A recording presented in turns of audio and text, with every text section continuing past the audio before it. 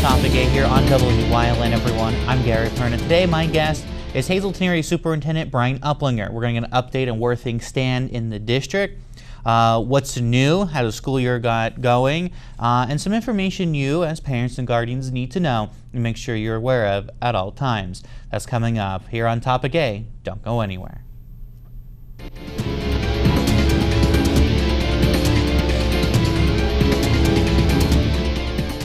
S.J. Kowalski is your Mitsubishi Diamond Contractor.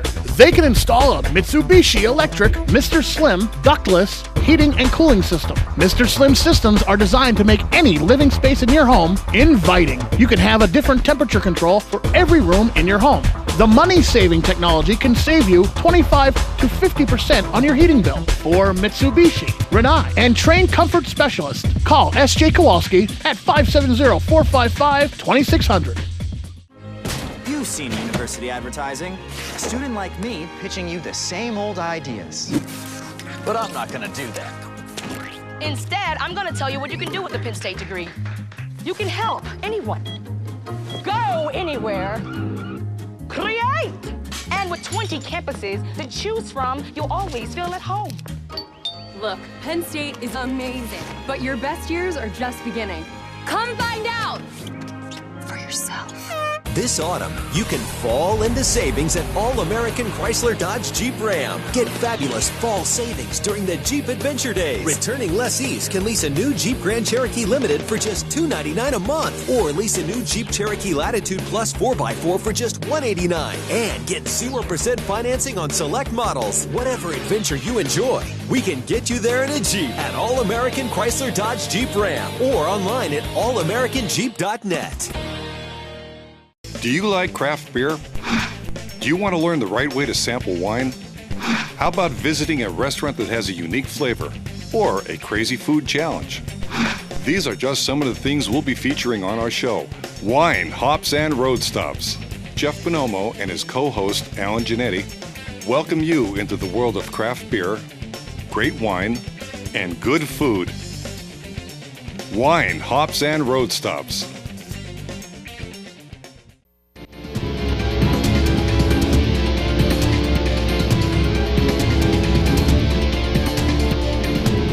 And welcome back to Topic A here on WYLN, everyone. I'm Gary Perna. Very pleased to have with me Brian Uplinger, the Superintendent of Schools for the Hazleton Area School District. And Brian, thanks so much for coming back on. Absolutely. Always my pleasure to be here. So we are now a few months into the school year. A lot of the beginnings, the beginning of school, some of the frustration, some of that anxiety, all that stuff has now been worked through. So, how has the first really month and a half, almost 2 months, been going in the district, and how are things going really on your end now, seeing how school gets kicked off here in Hazleton? Right, it's a huge undertaking, obviously, but so far so good. The bugs are being worked out with transportation, making sure the buses are arriving on time and to pick up students, drop them off at the schools, and vice versa, pick them up at school and drop them off at home. Those issues have been worked out. And that's every year. We always have those different tweaks that we need to make to the schedules for busing and things like that. Building-wise, we're doing really well. The students seem to enjoy it. This is the first year for the new dress code, so that is working well. I've already touched base with the principals in our principal meeting, and it's working well. Students are really stepping up and doing what's needed during that process.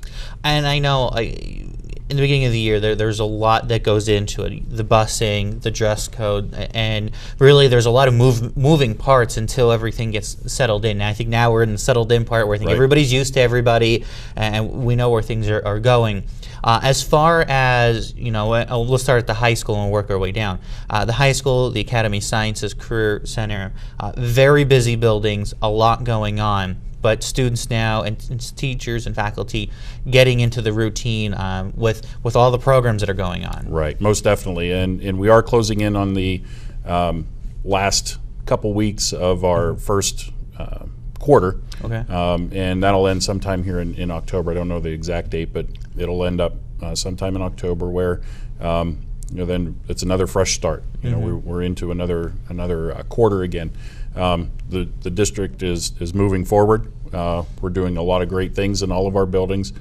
High school, Academy of Sciences, and the Career Center, they're packed, as we'll talk about a little bit later. But we're making do. There are still students that are coming and registering and enrolling, and again, that's okay as long as we're doing it legally, or they're doing it legally. Right. And we'll make the space for them. We'll provide that space. And again, looking forward, we do have a plan in place to help with that overcrowding situation that we're seeing. On the elementary, middle school sides of it now, obviously the buildings spread out throughout the district. Some changes have been made. This year coming in, there's some different principals, vice principals, stuff Right. like that. And getting those, it's really important, especially for the kindergarten, first graders, coming in and seeing everything. So on that side, on that front, how has the start been for them? And how are things moving in the elementary and middle schools? Really well. Again, we have a lot of students there. We have a lot that are still enrolling. It has quieted down a little bit on the enrollment piece, especially in the area of kindergarten. Kindergarten is one of our toughest grades. Right. That we see, our highest grades, number of students coming into that grade level. So we do have a couple buildings that are closed at this time, but other than that, everything is moving forward. Everybody is doing well. While we're in the elementary middle schools, I want to give you a chance to address the Heights Terrace questions with transportation and walking. I know it's been a big thing that's been going on. Explain the policy. How does it work with students walking to school, being bused to school? And I know there's always been questions for a number of years with it and how it's done and how the policies are written. Right. This particular school, we looked at over a 10-year period, and obviously I wasn't here at the time that that process started, but over that 10-year period, the state was involved. They came in to look at the safe route to school Right. that was implemented by President Obama. They looked at the area and added some sidewalks, added some more safe ways for the students to travel, and it was about $1.5 million that was provided, not to the district, but to that project. Right. The district didn't hold any of the money at any time for that. And what happened after that process was completed, then the district and the board decided to look at, okay, let's implement this process. And for our junior high students, our 7th and 8th graders, they're permitted to walk 2 miles, and for the elementary is 1.5 miles. So we looked at all of that entire area, which affects roughly 500 students in that area, and that mitigated one of the bus routes that encompasses that situation. And I know parents have been a little upset because of the kids walking to school. Are there children crossing Poplar Street to go over from the Heights to the Terrace section? Yes, there is, and we have 3 crossing guards in that area to assist with them crossing the street. And I know this has been played out at school board meetings and it's been discussed along those lines. Hazleton Public Transit also has stepped up to be involved with it as well, to offer some transportation, and parents can reach out to them. Yes, that is correct. And we're actually going to sit down and meet with them to make sure they're able to provide that, which they've already said they can. They just have to reroute a couple of their buses, or maybe even just one, to come up through the center of that area. And there would be some pickup points, drop-off points that parents maybe want to be aware of, so they are more than welcome to reach out to them. It's $20 a month per student. They may be able to do something better if there are multiple students in that family. Right. I just don't know. We just haven't gotten that far with them yet. Before we get into overcrowding, I want to talk about in case of emergencies. If there's an incident at the school, maybe a fire alarm or something going on. You've seen so far this year we've had an incident. What's your advice to parents about if something's going on at the school, they're getting notified about something, what should they do and not do? Right. The best thing for them to do is not come to the school. There's a lot going on. There needs to be some room for the fire trucks or the ambulances or whatever we need to bring in around the school. There needs to be that room and access points for those emergency vehicles. Also, it's most important for the parents to know that we have it under control. We know what's going on. We understand that their panic, and I know from being a father, and I know what my wife would be doing is panicking. But know that we will alert them. We will let them know exactly what's going on. We'll let them know when everything is calm, and we just need them to stay away from the school. All right, some good advice. All right, we're going to take a short break right there. When we come back, the big topic and the big issue that's been talked about in the Hazleton Area School District for a number of years, overcrowding. Are we any closer to finding a solution to that problem here in the district? That's all coming up here on Topic A. Stay with us.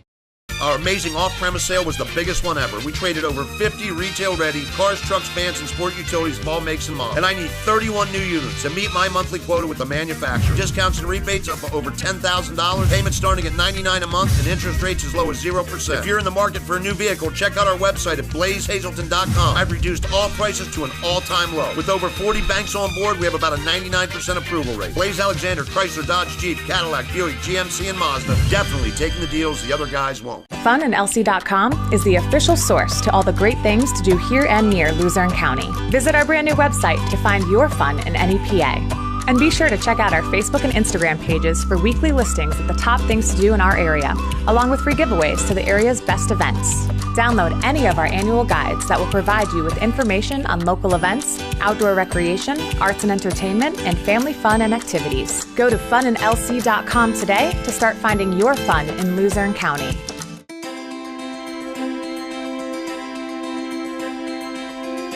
Fast, consistent internet speeds, TV your way, and reliable phone service, all from the one provider who also lives here.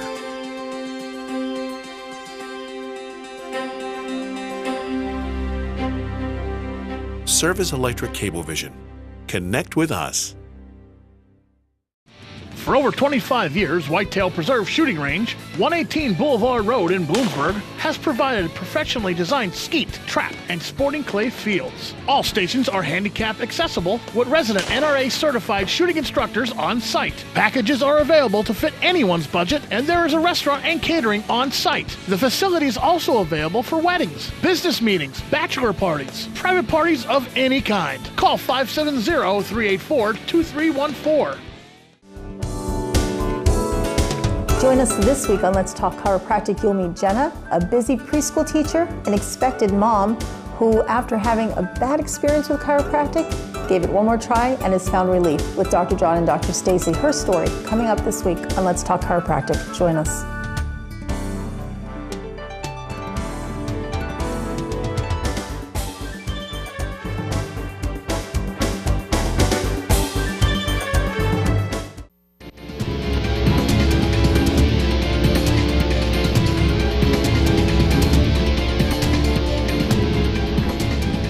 Welcome back to Topic A here on WILN, everyone. My guest today, Superintendent of Schools, Brian Uplinger for Hazleton area. Brian, you and I have talked at great lengths about overcrowding in the district, and probably at least two superintendents before you, I've had long discussions about overcrowding in Hazleton Area School District. Although I think in the last year we've taken some more steps into the right direction of how to address it. Now, in recent years, we've had additions to buildings. The addition of Maple Manor, the old Hafey building, the Academy of Sciences building was bought and now utilized. And now there are still concerns that there's still not enough room, especially elementary, middle schools, and in the high school, to fit everybody in. Where do we stand right now, here in October, with the overcrowding issue, and really how many students are we seeing, and what's the new number up to? Right. Well, right now we're looking at about 11,300 students, which was on par for last year. Okay. I know I kept using the 11.7 number a lot, which wasn't too far out of the ballpark, but it kind of gave us a round number to look at. But we have about 11,300 students at this point. We still have students that are in outplacements, so that would bring our number up to about 11,500 for the district. as I mentioned earlier, some of our kindergarten classes or classrooms across the district are closed because of the overcrowding. One thing that when we looked at looking at some different solutions for the district and moving things forward, we need to really make sure, and this is what we kind of pressed with the board, is to make sure that we're looking out 10, 15 years past what we are now or where we are now. Those projections 10 years out look like we're going to be at about 12,500 students. I think we're going to be there a lot sooner, just because of the way that the enrollment is continuing. Like I said, it has slowed down a little bit, but it will end up picking up here around December or so. Now, I know just in past conversations that we've had, we see a big influx in the first 2 weeks of school. You know, the middle of the year, we'll see a big influx again. And I know you guys have started with the police and security services part of the district, have the investigator to make sure that the proper students are going to Hazleton area instead of a school district where they belong. How has that helped and geared a lot of the overcrowding? Because really, what people also don't realize is the boundary lines for elementary, middle schools change by the number of students in and out. So you may live, let's say on Pardee Street in Hazleton, but you may be going to Freeland Elementary or somewhere where you may not think of that you're going to the Castle or to the 9th Street School. Right, and that is so true, and that's something that I tried to do this past year in mitigating those boundary exceptions and keeping the students where they belong in the area that they chose or in the area that their home is, things of that nature. So we're still looking at that. Once we move on to phase 1, 2, 3, 4, 5, or 6 of whatever we're going to do with the overcrowding population and how we're going to house them in our buildings, is we may look at redistricting again. We may need to add additional students to Valley or Drums or wherever that we're seeing smaller numbers than what we are in our city schools. So that we are taking a very hard look at that. And if there are any boundary changes within those areas for those buildings, we'll definitely make sure that the parents are aware that that could change. Their building could change over the next year. I can remember sitting in board meetings with George Donati, and at the time they were redistricting everything, and I didn't know how he kept it all straight, and God bless him for doing all that. But one of the steps that was actually taken by the board was to drain the elementary, middle school pools. And that process is ongoing. Now the pools are empty and cleared out, but they're not filled in yet, right? No, that is correct. We will go out to bid this month in October and make sure that we have all of our ducks in a row, if you will, and make sure that we know exactly what direction we're going to go. We're going to get approximately 16 new classrooms out of those 4 spaces. One is Freeland, one is Heights Terrace, one is Valley, and one is McAdoo. Those are the four schools that had the pools in them. They are drained, but we are moving forward in filling those in to make sure that we have some space. We have had a number of special capital project building meetings, committee meetings going on, kind of outside the regular school board meeting to discuss this. So a lot of proposals came up, different buildings in the area, different ways of looking at stuff. Can the district right now truly afford to build a school, or is it looking at we have to buy an already standing building and remodel and move in like that? Right. We can't afford to build a new building.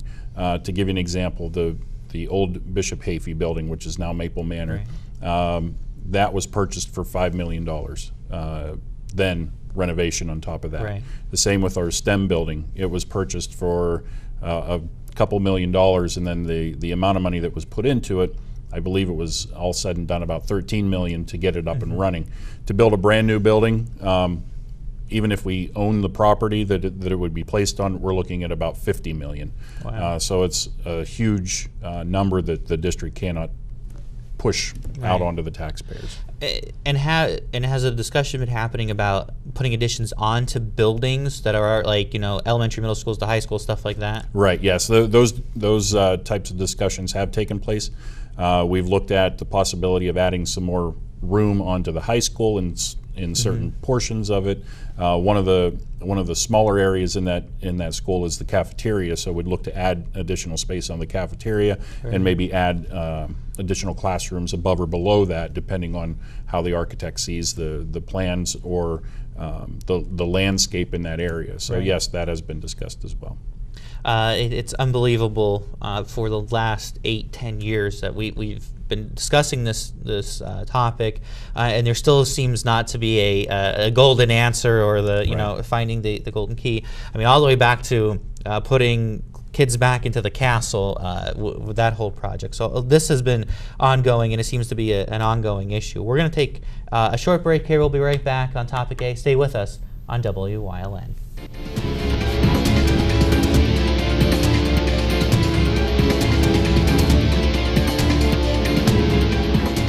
Whether you suffer a sports injury or have a chronic orthopedic issue, Coordinated Health has everything you need from start to finish. Our team of highly trained specialists work together with just one goal in mind: to get you back to your life. You got a disc herniation. We got this. For orthopedics at the next level, Coordinated Health has you covered. We got this. We got this. We got this. We got this. Coordinated Health, we got this. Minutes away. That's right, you're just minutes away from a great deal on a new car, truck, or SUV from Barber Ford. 2 great locations, Exeter and Hazleton. The best deals on America's #1 brand are just 19 minutes from Scranton, 15 minutes from Wilkes-Barre, 12 minutes from Old Forge, 18 minutes from Mountaintop, and 28 minutes from Berwick. Barber Ford in Exeter and Barber Ford in Hazleton. Start your new car search today at barberautogroup.com, where nobody but nobody sells for less. Hi, I'm Greg from the Wire Guys. We're proud to offer homeowners licensed electricians for jobs big and small. And I'm Zach. Before we start the work, we give you a price in writing. The Wire Guys are available 365 days a year, 24/7. Our work is done right the first time. Professional, courteous, licensed electricians. Our guaranteed work is safe, clean, and done right the first time. The Wire Guys. In a world where an instant tweet can create a firestorm of news coverage, WYLN is moving with the times, allowing for more instant reporting of breaking news on television and on social media, as well as regular hourly news updates. News gets out faster than ever before, and WYLN brings it all to you. Live weekdays at 5:30 only on WYLN. We're your local network.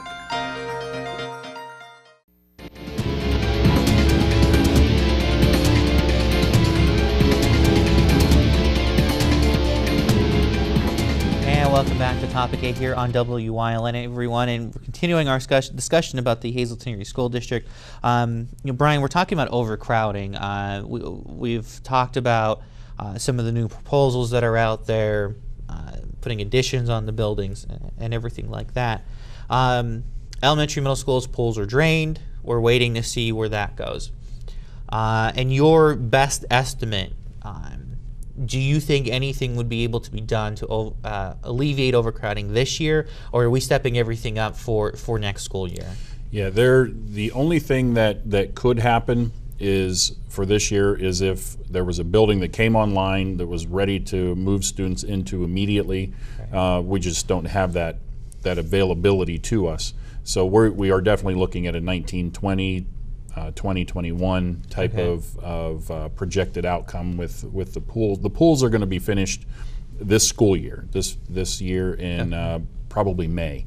By that time, we'll be able to furnish them. We'll be able to get ready to move the students in over the summer, move not the students, but the materials and things like that to get ready for the next the upcoming school year. So this year, probably not.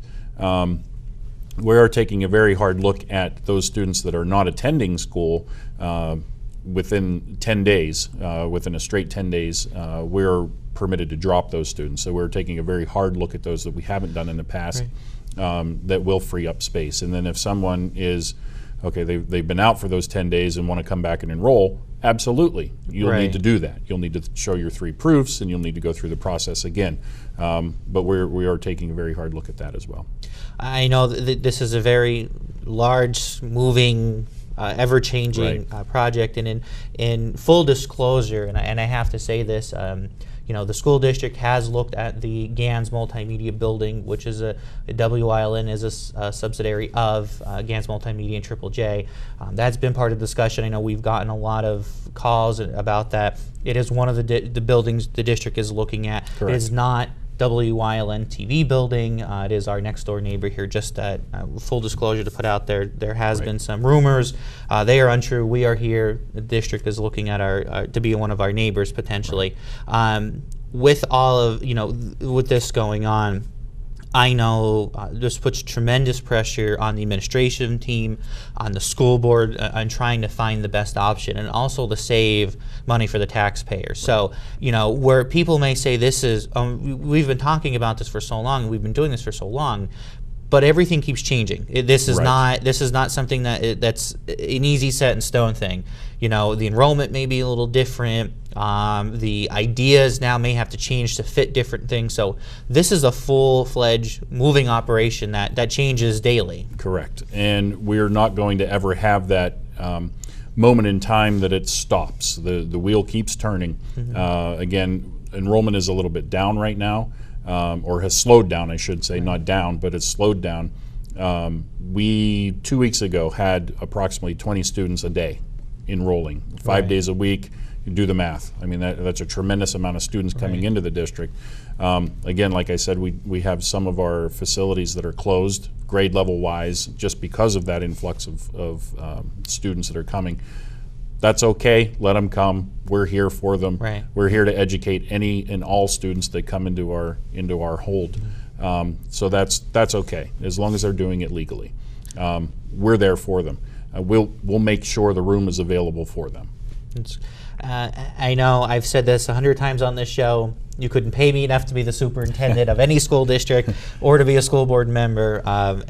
Brian, you know, I have to say you've done a tremendous job being a very open book when it comes to this stuff and getting the information out to everyone through social media, through TV, newspapers, stuff like that. So this is a very big project undertaking, a lot going on with it. You can stay with us. We'll keep you updated, the district as well.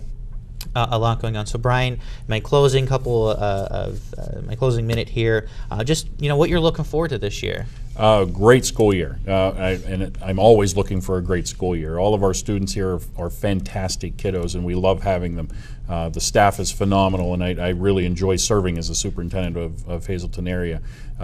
Really, it's a dream come true, you know, to be able to basically be in charge of a district this large, and to have such wonderful staff around me supporting me and moving forward what we think is the best direction for all of our students.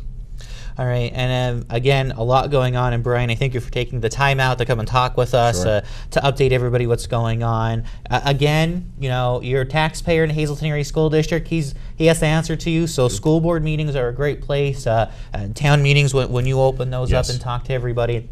Remember, you do have a say in the school district, and make sure you know what goes on at the Hazleton Area School District. Brian, thanks so much for coming on. Absolutely, my pleasure. Thank you for joining us here, everyone, on Topic A. Remember, this is where the community comes to talk. We'll see you next time, here and only here on WYLN.